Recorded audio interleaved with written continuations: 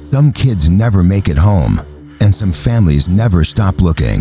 When 8-year-old Ellie Harper disappeared on her walk home from school, it felt unthinkable. She had her usual path, her trusted routine, and her faithful dog by her side. Yet 3 questions linger for those who followed her case. Why was her backpack discovered weeks later in a spot already checked? Why did her dog keep returning to that place? And why did someone want her father to stay quiet? Before we dive in, drop a note in the comments about where you ray watching from. It is always special to see how these stories reach people. If you're hooked on mysteries like this, hit subscribe. Every weekday at 3:15 p.m., Ellie Harper stepped out of the side gate at Willow Creek Elementary in Fairview, Missouri. Her mom used to say Ellie's steps were so predictable, you could time a clock by them. Same path, same navy blue uniform, same fluffy white dog trotting beside her. That dog, Scout, had been Ellie's shadow since she was a toddler. That Friday was no different. Bright sun, quiet streets, nothing out of place. Ellie waved to the crossing guard, flashed a grin at a friend across the road. Then nothing. By 3:50, when Ellie didn't show up, her mom checked her phone. By 4:10, she called the school. They confirmed Ellie left on time. By 5:30, Scout came bounding home alone, leash dragging, formatted with burrs. Ellie's backpack was missing, and Scout wouldn't stop circling the back gate. Ellie's dad, Mark Harper, wasn't just a reserved guy who worked in shipping. Years ago, he'd quietly backed a local real estate deal that fell apart. A few small investors lost money.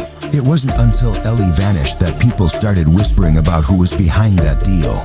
Mark kept to himself, but in the days after Ellie disappeared, neighbors noticed strange things. A couple of unfamiliar men lingered outside the Harper house more than once.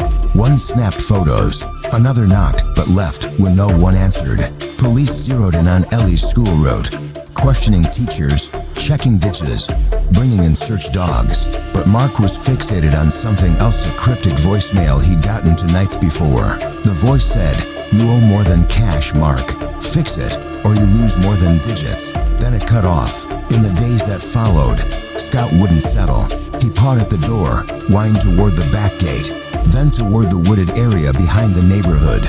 Police had already combed that spot on day 2 with cadaver dogs and volunteers. Nothing turned up, but Scout kept pacing, nose to the ground, tail stiff. He wasn't aggressive, just locked in. On day 6, Mark suggested letting Scout join the search. At first, the cops brushed it off. They had trained dogs. But the lead detective, a former K-9 trainer, saw something in Scout's behavior. The way he kept circling back to the same trail, the same cluster of trees. They agreed to give it a shot. On day 11, Scout tugged so hard his harness slipped loose. He bolted into the woods and didn't return for 5 minutes. Then came his bark, sharp, steady, low. Scout led them to a clearing less than a quarter-mile from Ellie's route, a spot supposedly searched already. At first, it looked untouched, but Scout didn't hesitate. He darted to a thick patch of grass, nose buried, pawing gently. There, half hidden, was a school backpack, blue, dusty, slightly torn. The name embroidered on it, Ellie Harper. Inside were pencils, a sketchbook, and a dried flower Ellie had picked that morning. But something was wrong. The bag was too clean for 11 days in the woods, and that patch of grass, volunteers had walked it on day 2. So how did the bag get there? Why did Scout know exactly where to look? Detectives noted the bag's contents were dry, untouched by the rain from days earlier. The soil around it looked freshly disturbed, like the bag was placed, not dropped. That alone raised red flags. But what hit Ellie's parents harder was what wasn't there: her lunchbox, her water bottle, her house key, always clipped to the zipper, were gone. Police suspected the bag was planted to throw them off. But who would do it, and why now? Scout circled the spot 3 more times, pausing at the tree line, nose twitching. Then he froze, facing east, where delivery trucks rumbled past from a nearby quarry. There, they found tire tracks clean. No overlap from volunteer footprints, no mud from searchers. The tracks came after the initial search. Investigators made casts and traced the tread to a commercial van, but no one in the area recalled a delivery that day. No cameras, no scheduled stops, nothing. A gravel path linked the woods to a quiet service road, easy to overlook, unmonitored. Mark stayed quiet after the bag was found, but that night, he called the lead detective. "I think I know who took Ellie," he said. "They want me scared." He wouldn't elaborate. The detective started digging into Mark's old business deal, one he'd signed without reading the fine print. Years back, Mark had put money into a property project, thinking it was straightforward. Later, he learned he'd tied his name to a web of holdings under a shell company, Stone Valley Partners. Publicly, it was defunct. Privately, it was linked to lawsuits and secret payouts in other states. One name popped up in the paperwork: Wade Carver, a man known for strong-arming deals through pressure. His last known address was 40 miles away, near where Ellie's bag turned up. The next day, police got a warrant to search one of Carver's known properties, a workshop behind a cattle barn. Before they could enter, Scout barked and pulled toward a back fence. There, caught on rusted wire, was a scrap of blue fabric. It was the collar of Ellie's school dress, torn, with a button still attached. Nearby, half buried in mud, was a single black shoe. The area was sealed off, and more dogs were brought in. But Scout went quiet, sitting by the fence, staring at the shed, alert, waiting. Inside, police found tools, tarps, and a notebook with shipping labels, none local. One corner of the shed floor felt hollow. They lifted a false panel, revealing a narrow staircase to an unfinished cellar. No sounds came from below, but on one wall was a child's drawing. The cellar was 6 feet deep, dirt-lined, clearly dug over time. A bare bulb hung from a wire, and in the corner sat a metal chair and a folded blanket. The wall stopped everyone. Pinned there were 3 notebook pages with shaky crayon drawings: a girl, a house, a dog. One showed the girl behind bars. Another had the dog digging under a fence. The third showed just trees, with a red square in a clearing. They brought Scout down. He sniffed the floor, paced twice, then sat a quiet signal from scent training that meant a familiar person had been there. No Ellie, but one name was scrawled on the last page: Vince.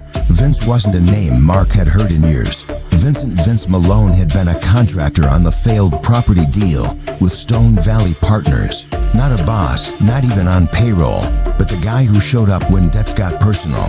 Police checked records and found Vince had once leased land near the shed site, a trailer that burned down in 2021.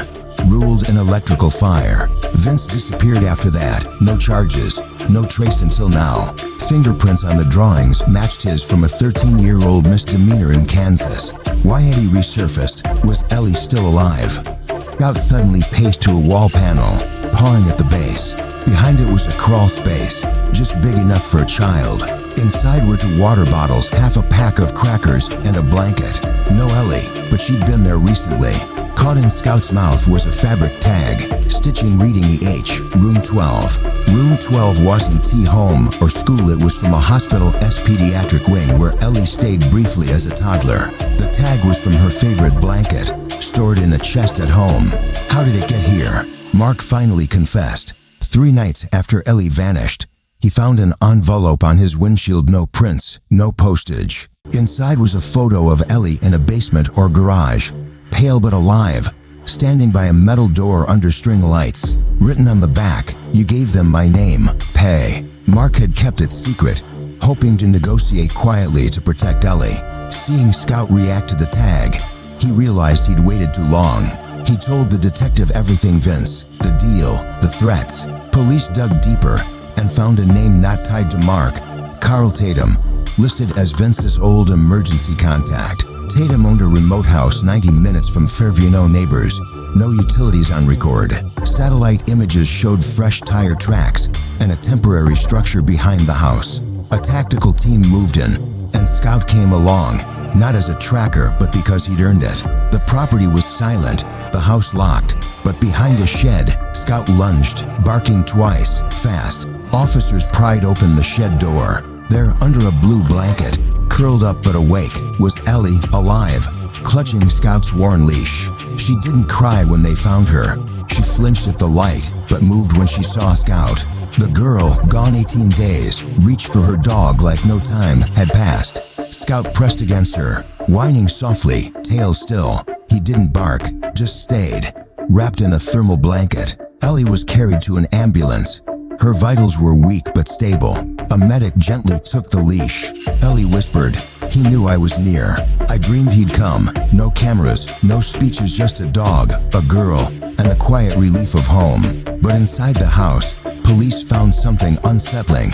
A photo of Ellie's backpack in the woods, taken 2 days before it was found, time-stamped. Someone had staged it, photographed it, and waited. Why? One theory, the kidnappers knew Scout was still searching. They planted the bag to shift focus, buying time to move Ellie. It almost worked, but Scout didn't stop at the bag. He followed a deeper trail to the shed, then the cellar. They underestimated his persistence and his memory of Ellie's scent. Carl Tatum was arrested the next morning, asleep in the house, unaware Ellie was gone.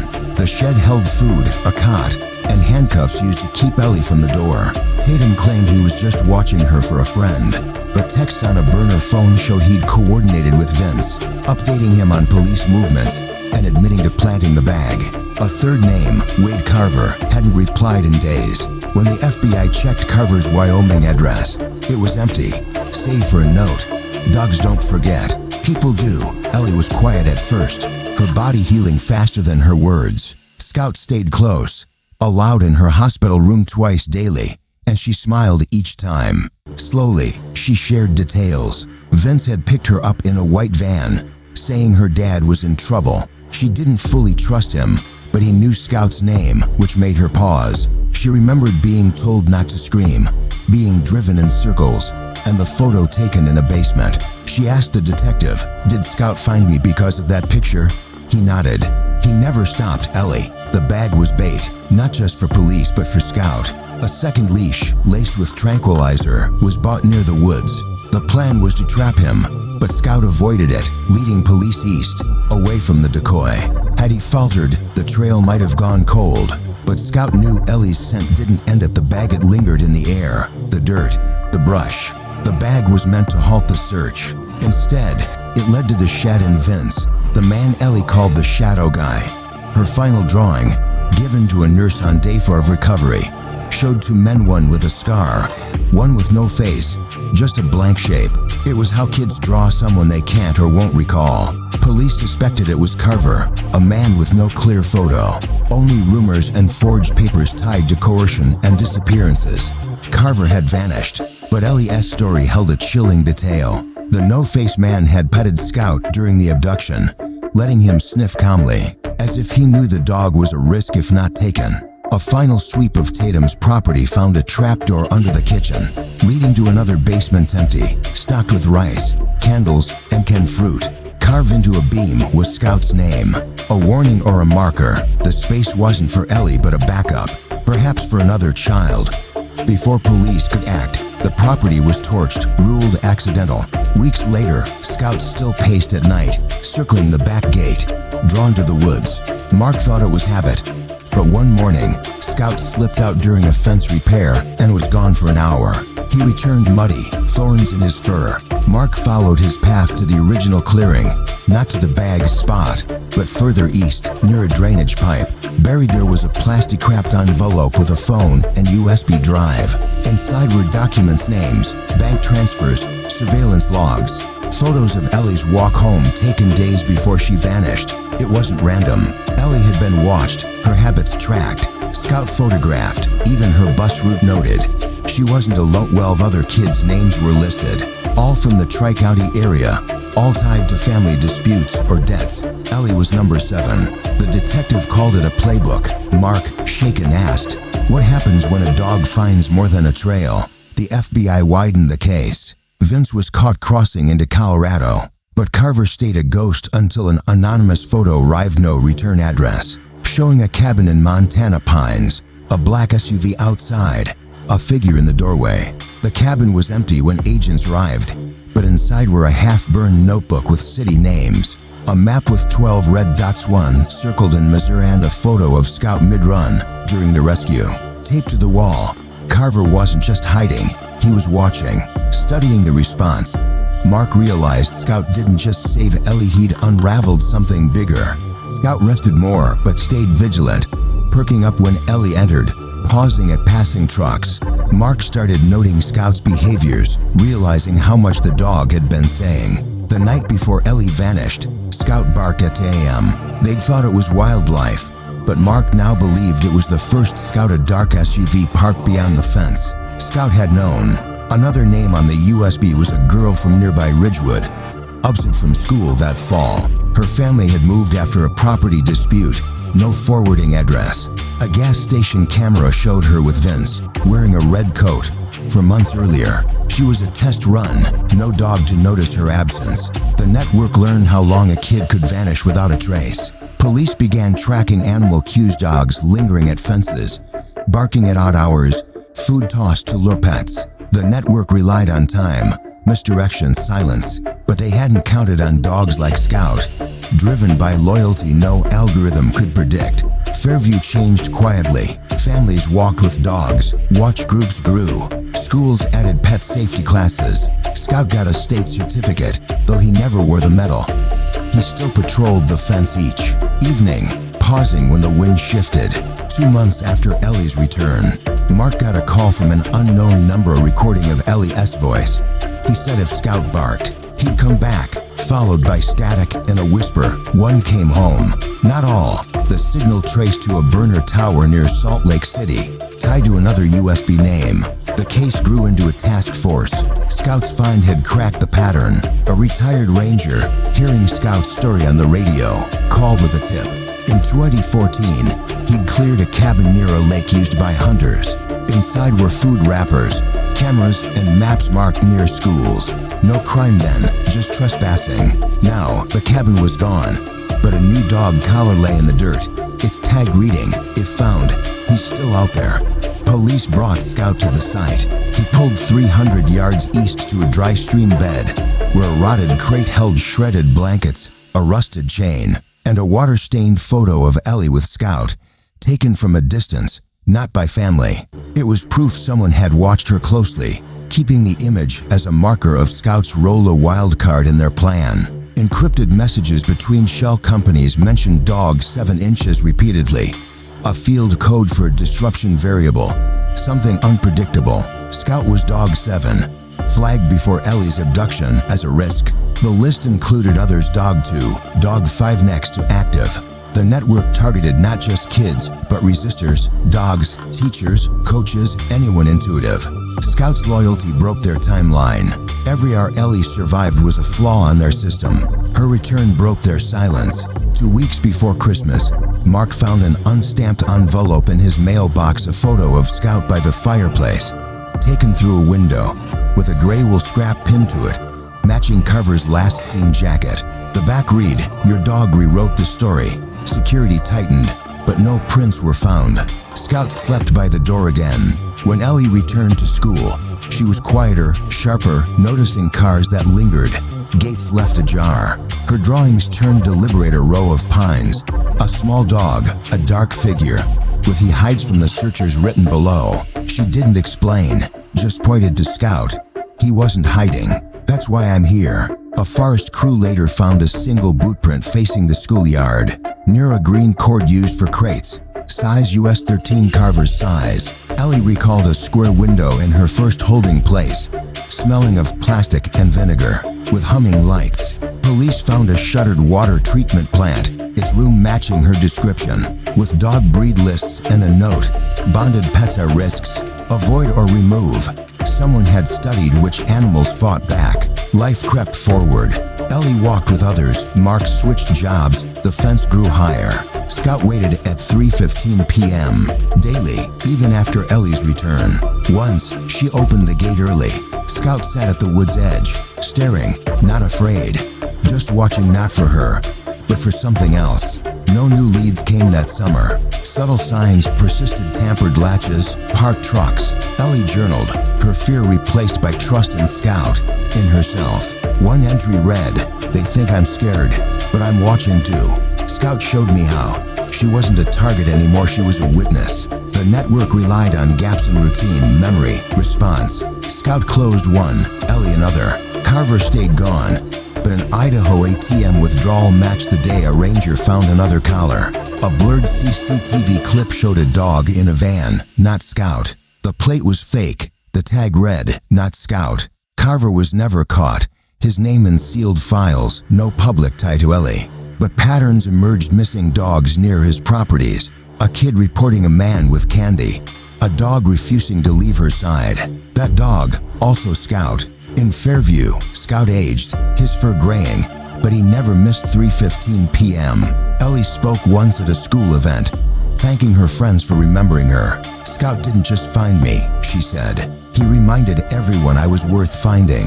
When Scout passed, a plaque at the school gate read, "For the one who never forgot," with a photo of Ellie, 8, holding his leash, smiling, free. Some stories end with answers, others with silence. Ellie's ended with loyalty. Scout had no training, just memory, bond, purpose. In a world of shadows and missing names, a dog reminded us someone's still out there, still worth looking for. Stories like Ellie's show why missing person cases grip us. A child vanishing on her walk home isn't just a mystery, it is a testament to unbreakable bonds. While teams follow protocol, sometimes a dog's loyalty cracks the case. Ellie's rescue, led by Scout's instincts, proves real-life mysteries unfold unpredictably.